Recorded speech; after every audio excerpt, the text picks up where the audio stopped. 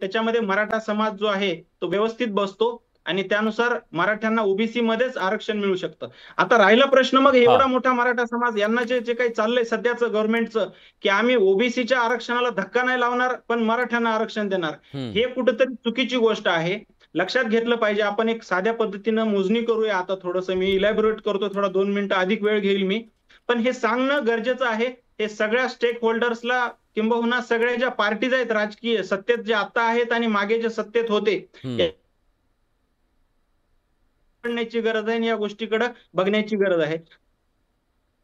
13% SC समाज आहे महाराष्ट्रात, बांधवांना 13% आरक्षण मिळते आणि 7% एसटी आहे, हम्म त्यांना 7% मिळतं, असं 20% मिळतं. आणि एससी आणि एसटीला त्यांच्या लोकसंख्येच्या 100% म्हणजे लोकसंख्येच्या प्रमाणात आरक्षण मिळतं, म्हणून 20% लोकसंख्येला 20% आरक्षण मिळतं. हम्म पण ओबीसीचं तसं आहे का? नाही. ओबीसी बद्दल संविधान काय म्हणतं, की ओबीसीच्या लोकसंख्येच्या 50% पेक्षा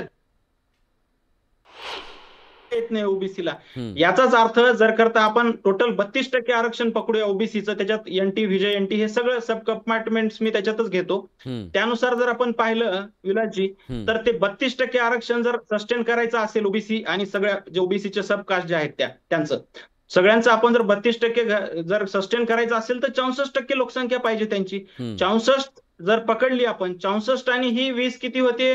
84. हम्म त्याच्यात आपला जो उच्चभ्रू ब्राह्मण समाज आहे, बाकी जो समाज आहे त्यांचं 6% पकडू, हम्म ते झालं 84 आणि 6 झालं 90%. 90 आपण आणि आपण मराठा आपला मुस्लिम समाज आपण 10% पकडू, तसा 17% आहे, पण आपण समजू की बाबा त्यांना ओबीसी मध्ये बऱ्याच त्यांच्या जाती समाविष्ट आहेत, म्हणून हम्म त्यांचं 10% पकडू, ते झालं हम्म 90, सॉरी 100 झालं सगळं 100 मिळून. झालं.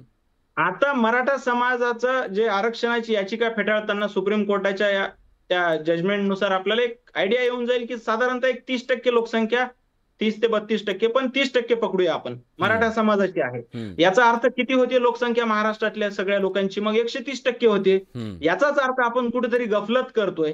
याचाच अर्थ मराठा समाजाची जी भाकरी होती ती आपल्या ओबीसी बांधवाच्या ताटात गेलीये आणि आता कुणालाच वाटत नाहीये की त्यांची त्यांना परत द्यावी.